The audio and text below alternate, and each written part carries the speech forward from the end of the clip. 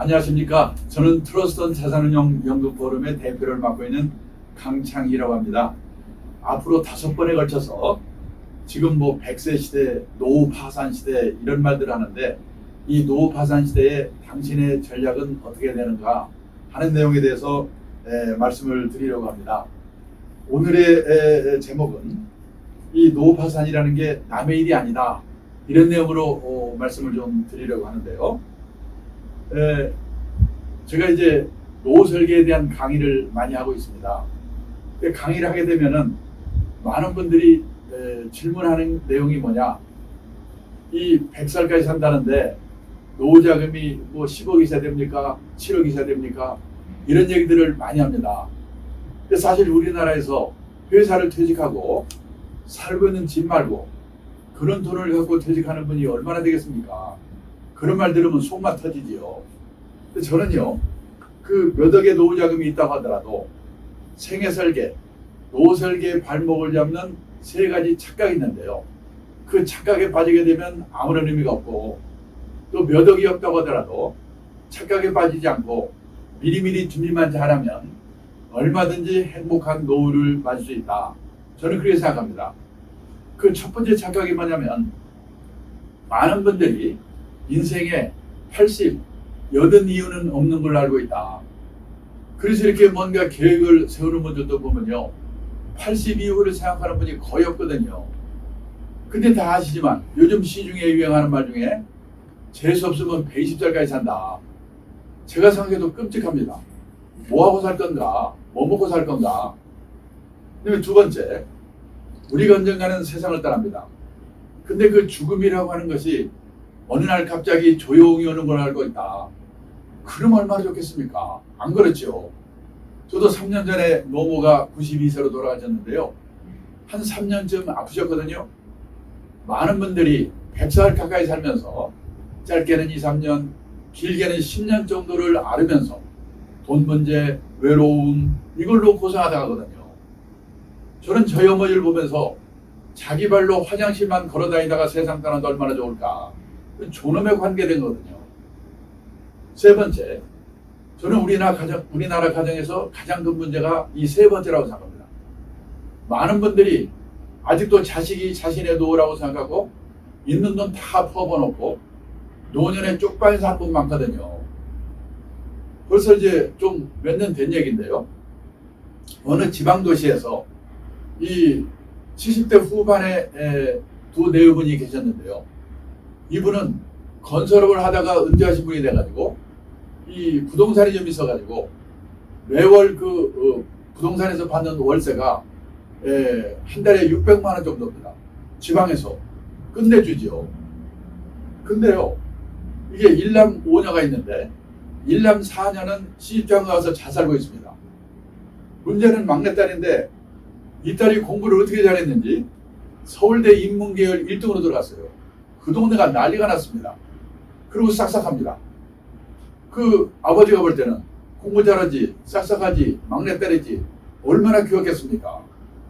근데 이 딸이 대학에 들어가더니 여성운동한다고 다니고 몽골도 다녀오고 그렇게 30대 초반까지 다니다가 어느 날 건축학원을 끼우거리더니 내가 이제 본격적으로 건축 공부를 해야 되겠다. 영국 런던에 6년짜리 건축학교로 유학을 가버렸어요. 수업료가 더럽게 비쌉니다. 체재비가 비쌉니다. 그런데 이 노인네가 그래도 공부 잘하고 귀여운 막내딸을 위해서 내가 건설업을 다시 해가지고 돈 좀 벌어주고 끝내자. 공사를 맡았는데 이 몇 년 쉬면서 감이 떨어져가지고 입찰을 잘못해서 박살이 나버렸어요. 세 받아먹던 부동산 다 팔아도 못 메꿉니다. 아들이 공무원인데 모자란 돈 융자 받아가지고 아버지 꽂았어요. 못 받아요. 이자 자기가 내야 됩니다. 며느리가 볼 때는 얼마나 환장하겠습니까? 근데 다행히 이분은 딸 4명이 또 있어가지고 딸 3명입니다. 딸 많은 집은 그나마 괜찮아요. 그 딸 1인당 10만원, 20만원 매월 받아가지고 그 돈으로 생활한대요. 누구한테나 있을 수 있는 이 자녀 리스크라고 하죠. 여기에 걸려버리면 몇억 원의 노후 자금이 있어봤자 아무 의미가 없다는 거예요. 근데 제가 얼마 전에 퇴직 예정 공무원분들 대상으로 강의를 했는데, 강의가 끝나니까 한 분이 저한테 뭐라고 하냐면, 제가 이 노후 설계는 어떻게 해야 되고, 그 다음에 퇴직한 뒤에는 무슨 일 어떻게 해야 되고, 이런 얘기를 해줬더니요, 이분이 뭐라고 얘기를 했냐면, 그런 식의 교육을 10년쯤 전에 마누라하고 같이 듣게 해주셨어야지. 지금 혼자 와서 들으면 내일 모레 퇴직인데 언제 준비하란 말이냐. 그리고 권한은 마누라가 다 하고 있는데 내 말 안 듣는 마누라는 누가 설득하란 말이냐. 이렇게 얘기를 하더라고요. 듣고 보니까 그렇겠구나. 사실은요, 퇴직을 하고 나면 이미 늦습니다. 퇴직하기 몇 년 전부터 미리미리 이 노후 문제, 아까 말하는 세 가지 노후의 설계에 발목을 잡는 세 가지 문제, 이런 문제를 생각해놓고 미리미리 준비를 해야 된다는 거예요. 벌써 이제 그러면은 그 연령대별로 볼 때 이 인생 설계, 생애 설계 할 때 그 중점 사항이 뭔가, 어떤 점을 조심해야 되는가. 우선요, 20, 30대는 이제 학교를 졸업하고 직장 생활을 막 시작한 사람들입니다. 이 사람들이 제일 먼저 할 일은 뭐냐면, 삼청연금, 이 나라에서 주는 국민연금, 회사 다니는 사람은 회사에서 받는 퇴직연금, 그리고 자기가 한 달에 10만 원, 20만 원이든지 개인연금, 이 세 가지를 삼청연금이라고 하거든요. 이 삼청연금으로 세상 떠날 때까지 최소 생활비 정도를 받을 수 있도록 일찍 연금에 가입해야 돼요. 그 일부터 시작해야 됩니다. 우리가 선진국이라고 하면은 노후자금을 몇억 원씩 들고 있는 나라, 이렇게 생각하기 쉬운데 아닙니다. 세상을 떠날 때까지 최소 생활비 정도를 공적 사적 연금으로 받을 수 있도록 이렇게 준비된 사람이 대부분인 나라가 선진국이에요. 근데 우리나라는 그럴 수 있는 분이 학교 선생님, 공무원, 군인분들밖에 없거든요. 그러니까 뭐 아주 예외된 전밖에 없는 거예요. 우리나라 대부분의 국민이 이 삼청연금으로 최소 생활비 확보하는 게 가장 중요하기 때문에, 저는 직장 생활 시작과 동시에 수입이 생기면 국민연금 자동적으로 들거든요. 또 퇴직연금 요즘은요, 이 회사원만 하는 게 아니라 자영업자, 1인 기업도 세제 혜택을 받으면서 들 수 있어요. 그거부터 하셔야 돼요. 그걸로 모자라니까 한 달에 10만 원, 20만 원이라도 개인연금, 이거부터 드셔야 돼요. 그다음에 두 번째가 뭐냐면, 지금 100세 시대이기 때문에 오래오래 일을 할 수 있어야 돼요. 그러려면은 자기 몸값을 높이는 노력을 해야 됩니다. 그걸 인적 자본 투자라고 그래요. 저는요, 20대가 무슨 재테크 이게 쫓겨가지고 그냥 매일 그거 고민하고 그러면 안 돼요. 그거는 자산관리도 해야 되지만은, 내가 남과 다른 나의 주특기가 뭔가, 이 주특기를 어떻게 활용해서 내가 오래오래 직장생활을 할 수 있을까, 이런 준비를 해야 돼요. 그런 공부를 또 해야 돼요. 그게 돈을 꾸어서라도 영어를 배우든지 무슨 뭘 배우든지, 그게 인적 자본 투자를 우선해야 돼요. 그게 20, 30대가 할 일입니다. 그리고 40대가 되면요, 건강에 슬슬 신호가 오거든요. 건강 리스크 관리를 시작해야 돼요. 그리고 이제 40대가 되면은 자녀들이 초등학교 들어가고 고학년 되고 그러거든요. 그럴 때 부부가 어디 가서 제대로 된 교육을 받아가지고 자녀 교육 문제, 나중에 더 나이 들어서는 자녀 결혼 문제, 이런 문제에 대해서 부부가 공통된 인식, 소신을 가지고 이 자녀 리스크 관리하는 문제를 시작을 해야지 노후가 불행하지 않다는 거죠. 40대 할 일은 건강 리스크, 자녀 리스크 이 준비입니다. 이 내용은 나중에 다시 자세히 말씀을 드리겠습니다. 그리고 50대, 60대가 되면은 사람에 따라 다르지만은 이제 퇴직이 가까워오거든요. 그러면은 퇴직하기 전에 부채, 가계 부채를 정리하는 일을 빨리 시작해야 돼요. 빚을 안고 퇴직하면 괴롭거든요. 그 다음에 우리나라, 나중에 또 말씀드립니다만은 가계 자산의 80%가 부동산이에요. 우리 한마디로 말해서 부동산밖에 없어요. 몰빵. 이거를 균형 있게 금융자산과 이 비율을 균형을 맞추도록 노력하는 일. 가계 자산의 구조조정이라고 그래요. 그리고 또 하나가 뭐냐면 100세 시대이기 때문에 이 퇴직 후에도 돈이 되는 일이든 아니면 취미 활동이든 자원봉사 활동이든 일을 해야 돼요. 우리가요, 퇴직 후에, 노후에 3대 불안이 뭐냐? 첫째가 돈이죠.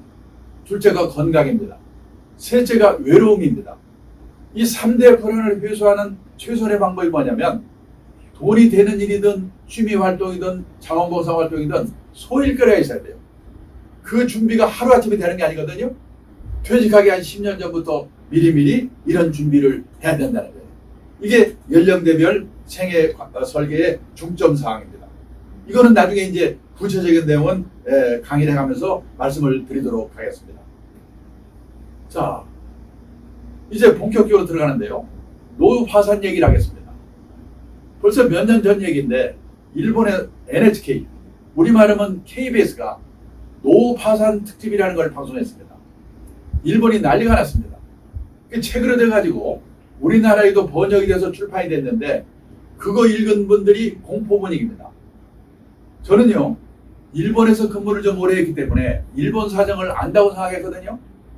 일본은 노인들한테는 천국이고 젊은 애들한테는 지옥인 나라다, 이런 생각을 하고 있었어요. 왜냐면요, 일본의 노인들은 고성장기의 직장 생활을 했기 때문에 60살까지 잘릴 염려가 없습니다. 그리고 고성장기에는요, 우리도 그랬지만은 돈을 빌려서라도 땅 사고 집 사고 주식 사고 사면 올라가거든요. 재산을 모을 수가 있었습니다. 그리고 일본은 우리보다 연금 제도가 일찍 도입이 됐기 때문에 웬만한 직장인이면 우리식으로 말하면 국민연금하고 퇴직연금 두 개만 합치면요, 매월 우리 돈으로 200만 원 정도는, 선생님이나 공무원이 아니더라도 200만 원 정도는 보통의 직장도 다 받거든요, 일본에서는. 그런데 그 일본에서 65세 이상 노인 중에서 혼자 사는 노인, 사별하거나 이혼하고 자식들하고도 안 사는 독거 노인이 630만 명인데 그 중에 200만 명 정도가 노후 파산으로 비참한 삶을 살고 있다는 거예요. 깜짝 놀랐습니다. 왜 그러냐?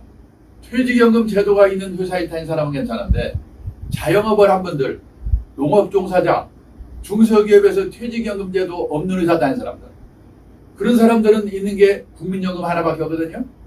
근데 일본은 우리와 달라가지고요, 국민연금의 최고 금액이 우리 돈으로 1인당 월 65만 원 정도밖에 안 됩니다. 부부가 같이 있을 때는 둘이 합치면 130만 원, 일도 좀 하고 그러면 사는데, 사별하거나 이혼하거나 하면 65만 원밖에 안 되니까 어떤 사람은 한 달 식비를 우리 돈으로 10만 원으로 해결한대요. 편의점에 가서 삼각 김밥 하나 사 먹고 끝내는 거예요, 그 부자 나라에서.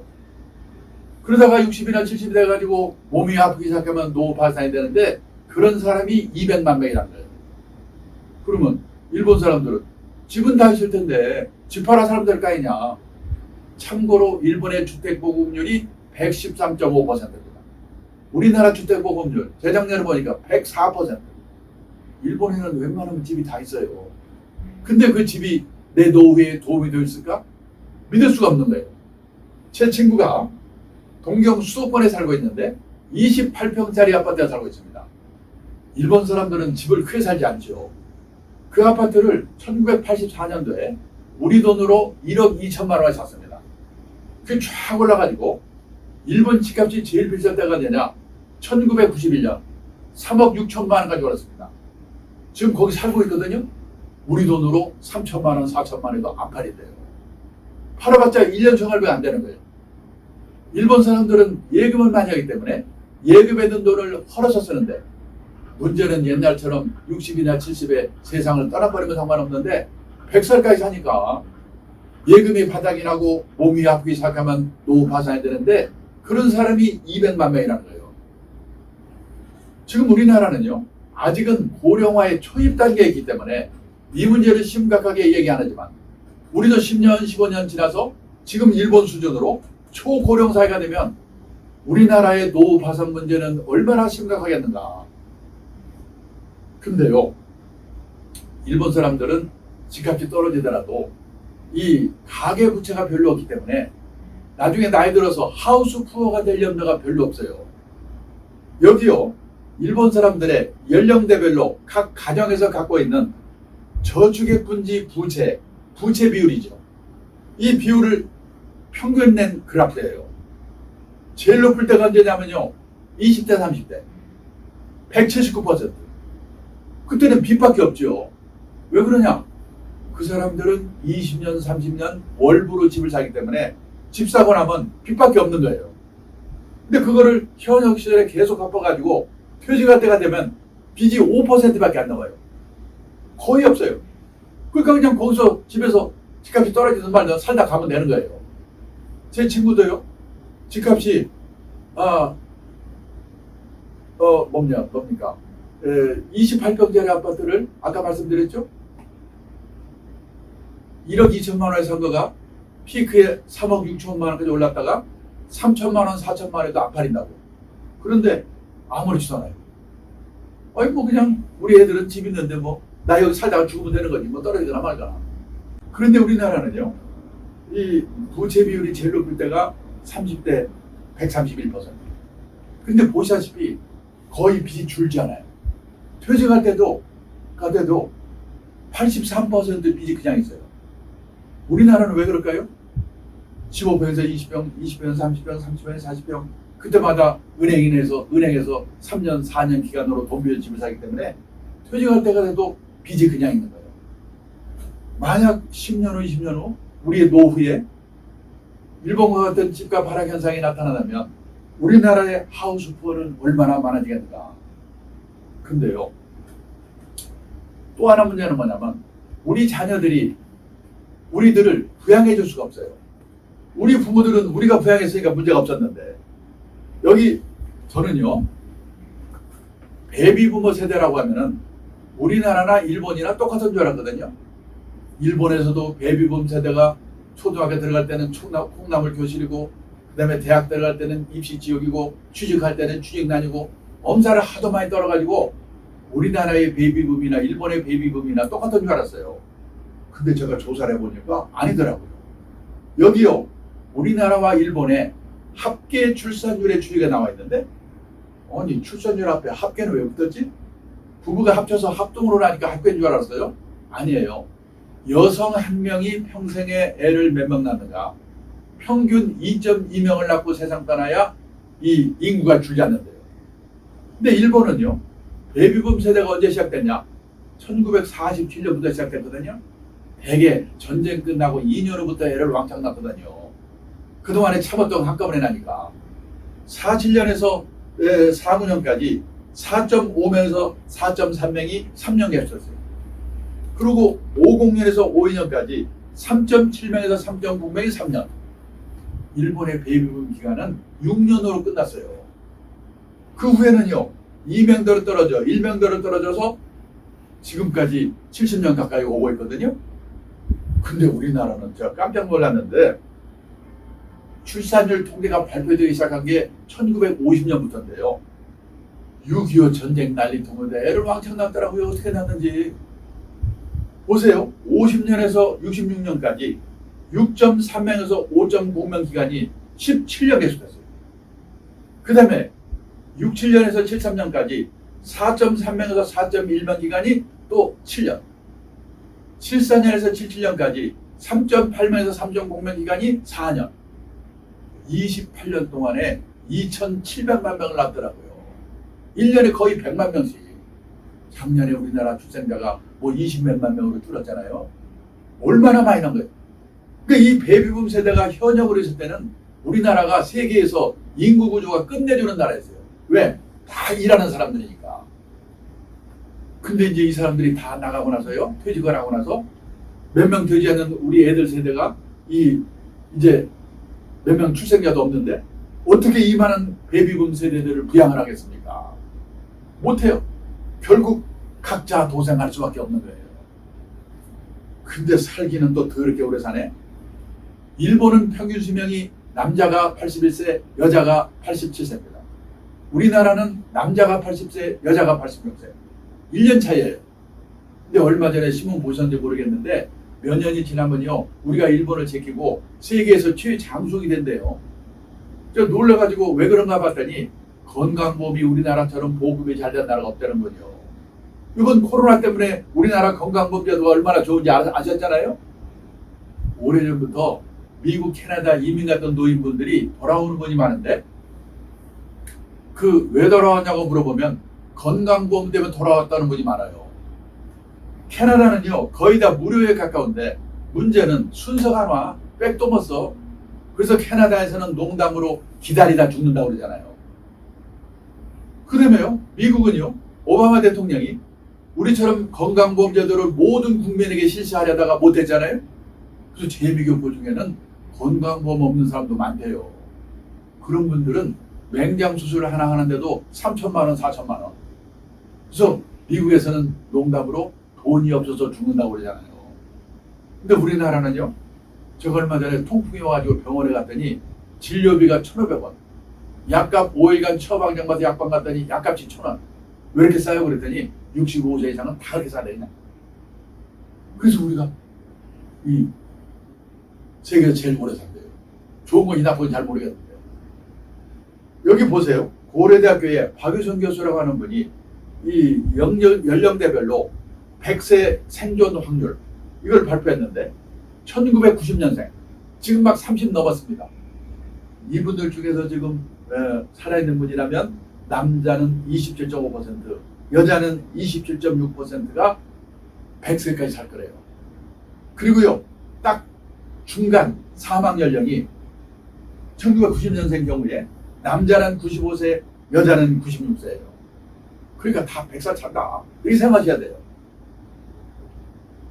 그런데 아까 혼자 되면 노후 파산의 가능성이 커진다고 그랬죠? 지금 우리나라가 일본보다 더 빠른 속도로 싱글의 시대가 오고 있습니다. 혼자 사는 노후가 보편화된 시대. 여기 보면요, 2018년에 우리나라 이 남성들 중에 부인이 먼저 떠나고 혼자 된 분이 3만 명 정도 생겼대요. 여성분들은 남편 먼저 떠나고 혼자 된 분이 9만 9천 명. 대개 남편이 먼저 떠나잖아요. 그런데 남성들은 부인 먼저 떠난 뒤에 혼자 남아서 9년에서 10년쯤 사자 세상 뜨는데 여성분들은 15년에서 16년 징그럽게 혼자 남아 살아야 돼요. 이게 싫으면 어떻게 하면 되는가? 연하의 남자와 결혼하면 됩니다. 그래서요, 작년에 결혼한 백상 중에서 초혼인 경우에는요, 19쌍이 연하의 남자와 결혼했다는 거예요. 요즘 젊은 여성들은 다 통박 있는 거죠. 근데 이미 결혼하신 분들은 뒤늦게 물릴 수도 없고 어떡하시겠어요? 준비를 단단히 하는 수밖에. 정상적으로 결혼해서 살아도 이렇게 혼자 남아 사는 기간이 긴데요. 요즘 뭐가 또 문제냐? 돌수행입니다. 돌아온 싱글.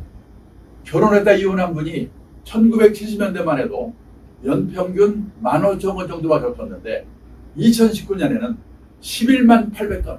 엄청나게 들었어요. 옛날에 우리 어머니 세대들은요, 결혼해서 실망을 하면 팔자라고 생각하고 희망을 버렸는데 요즘 여성들은 결혼해서 실망을 하면 남편을 버린답니다. 근데 옛날에는 결혼해서 4년 이내에 아이고 실수했구나, 이 신혼이혼의 비율이 제일 높았거든요. 그런데 2019년에는 결혼해서 20년 이상 된 소위 말하는 중년 황혼이혼의 비율이 1990년도만 해도 5%밖에 없었는데 2019년에는 35%. 지금요, 결혼 기간별로 볼 때 비율이 제일 높은 게 중년 황혼이혼이거든요. 이거 조심해야 돼요. 이분들은 지긋지긋해서 그냥 혼자 살라고 거예요. 그래서 아까 말했지만 일본은 65세 이상 노인 중에서 혼자 사는 독거 노인이 630만 명. 전체 노인 중에 18%. 근데 우리나라는요, 혼자 사는 노인의 숫자는 아직은 159만 명. 인구가 일본이 우리의 2.4배거든요. 노인 비율이 일본이 우리의 2배예요. 그러니까 숫자는 159만 명인데 전체 노인 중에서 혼자 사는 노인의 비율은 19.6%. 5분 중에 1분이 혼자 살고 있어요. 혼자 사는 노인의 비율은 지금 우리가 일본보다 지금도 높거든요. 근데 지금 우리나라는 5,100만 인구 중에서 65세 이상 노인 비율이 15%, 일본은 29%, 2배. 저 잘 나가던 일본이요, 20년 넘게 맥을 못 쓴 큰 이유 중에 하나가 노인 비율이 높아서 그런 거거든요.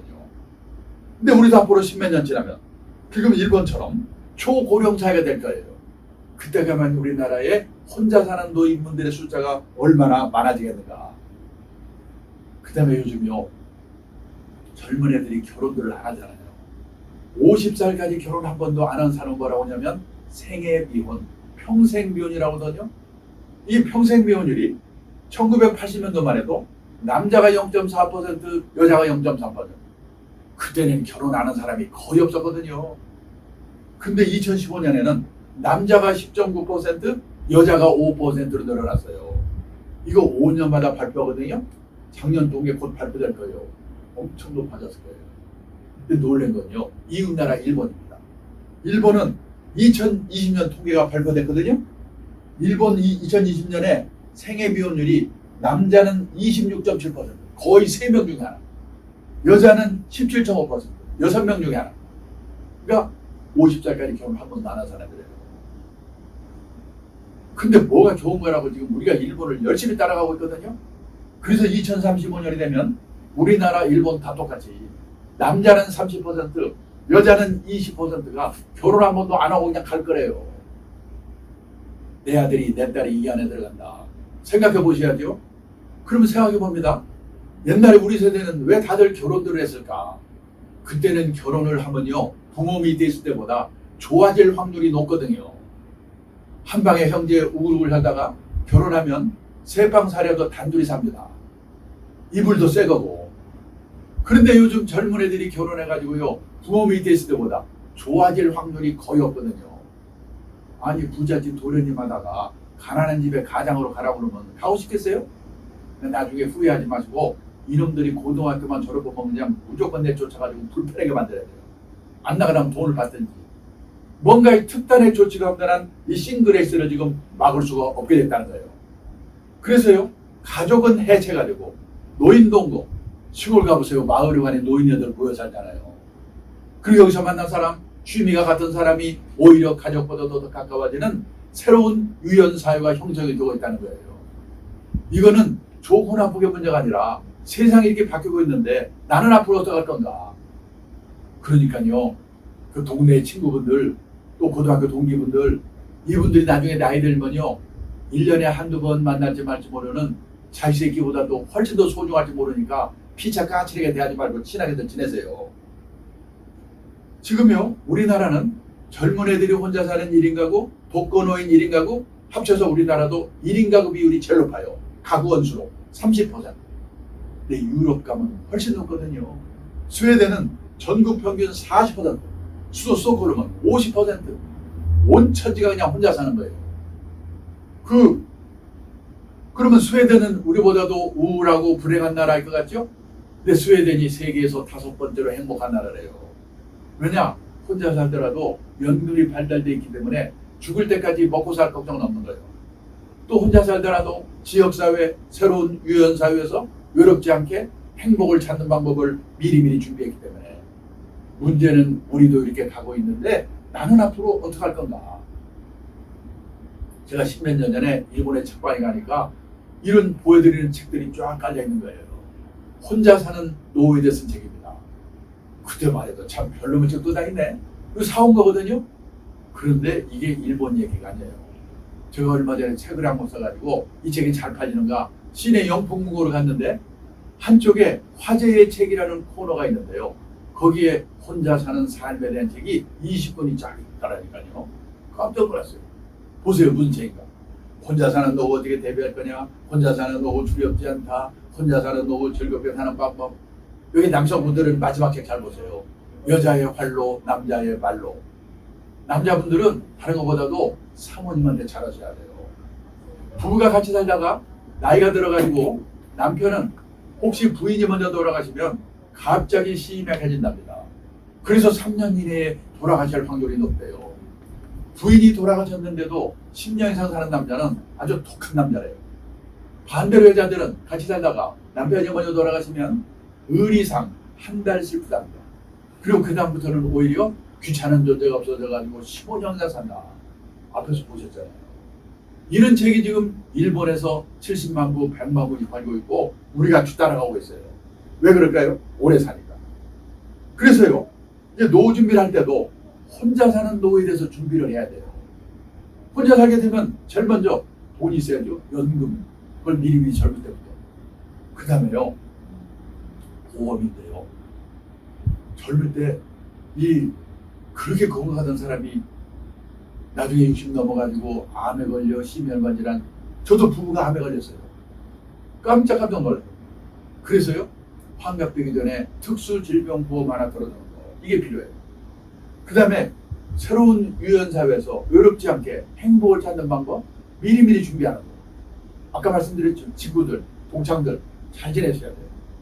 그 다음에 대부분의 가정에서 남편 중심의 노후 준비를 하고 있는데, 그보다 더 중요한 게 뭐냐, 남편 먼저 떠나고 혼자 남아서 십몇 년 살아야 되는 아내분을 배려한 노후 준비를 해야 돼요. 벌써 오래된 얘기인데요. 전라도 광주에서 유명한 변호사 한 분이 80대 중반에 돌아가셨는데, 이분은 아침에 미역국에다 식사 잘하시고 동네 다방에 가서 다방 받아먹고 농담 따먹게다가 집에 와서 벽에 기대고 아이고 피곤하다, 그러고 돌아가셨어요. 얼마나 행복합니까? 근데 옛날에는 변호사가 돌아가시고 나면 여기저기 수임료로 땅 받은 것도 없고 그래가지고 자식들이 무지개 싸우거든요. 근데 그분은 본인 돌아가신 뒤에 봤더니 본인 명의로 돼 있는 게 전화기 한 대밖에 없대요. 싸울 일 없게 만들었어요. 그리고 세 받아먹는 부동산이 있는데 그거의 소유권은 자식한테 열렸는데 사용권은 만안이만 되는 거예요. 사모님 돌아가실 때까지 월세는 사모님 거야. 이런 식의 준비. 그 다음에 주거 형태의 합리적인 선택인데요. 한마디로 말하면 나이 들어서는 대형 고층 아파트를 조심하셔야 돼요. 이건 나중에 자세히 또 말씀을 드리겠습니다. 그 다음에 가족의 해체가 일어나고 있는 한편에요, 가족 회복 운동이 일어나고 있거든요. 지금 일본에서는 3대가, 할아버지, 아들, 손자가 한 건물 안에 독립적으로 살 수 있도록 집을 개축하면 세제 혜택을 준대요. 노인분이 큰 집에 혼자 살고 있으면 젊은 세대하고 그룹 리빙, 공유경제 이런 것도 활성화되어 있어요. 이런 문제도 한 번쯤 생각해 보실 필요가 있습니다. 그 다음에요, 아직 우리는 여기까지는 와 있지 않은데 일본의 요즘 신문을 보면은 개호대란, 개호는 우리말로 말하면 간병, 돌봄 이런 뜻이거든요. 나이가 돼서 부부가 혼자 사는데 도와줄 사람이 없는 거예요. 자식도 같이 안 사니까 케어해 줄 사람이. 그러면 그걸 갖다가 우리식으로 표현하면 케어 대란인데 일본은 그걸 개호대라고 그래요. 그래서 개호 난민이라는 거예요. 뭘 개호를 받아야 되는데 시설이 없어요. 또 그 요양원이나 이런데 이 요원이 직원이 뽑기 어려워요. 그래서 지금 일본에는 60대, 70대 된 분들이 요양원에 요양보호사 일을 하고 있잖아요. 그러니까 시설이 부족하고, 그 다음에 그거 일을 해야 되는 직원이 부족해요. 그래서 돌봐줄 사람이 없어요. 그래가지고 왜 그러냐, 약간 어느 정도 잘 케어를 해주면서 비용을 낼 만한 합리적인 비용이어야 되는데 비용이 왕창 비싸거나 또 합리적이면 한 3년씩 기다려야 돼요. 그래서 일본은요, 빈집을 한 두채, 세채쯤 이렇게 개축을 해가지고 노인들 몇 분들이 살면서 변기를 돌려가면서 보고 그래요. 일본 같은 선진국에서. 우리는 아직은 고령화의 초입 단계이기 때문에 이런 문제가 심각하고 않은데, 사실 저 자신도 지금 제일 앞으로 노후에 고민되는 게 뭐냐면, 제가 먼저 떠나고 나서 제 아내가 10몇 년 살아야 되는데 이 케어, 돌봄 누가 해줄 건가? 제일 걱정이에요. 그 다음에요, 임종난민이라는 게 있어요. 임종난민. 죽을 장소가 없는 거예요. 참 서글픈 얘기인데. 그래가지고 이런 돌아가신 분들이 마땅히 돌아가실 만한 그런 편안하게 돌아가실 수 있는 그런 장소가 없기 때문에. 근데 그런 설비 같은 거를 준비하는 거, 어디 나는 나중에 나이 들어 들어갈까? 이런 준비를 하는 거, 이것이 앞으로 중요한 과제입니다. 그래서 이런 문제들을 한 번쯤 심각하게 생각할 필요가 있다. 그래서 오늘 강의는 여기서 끝내기로 하겠습니다.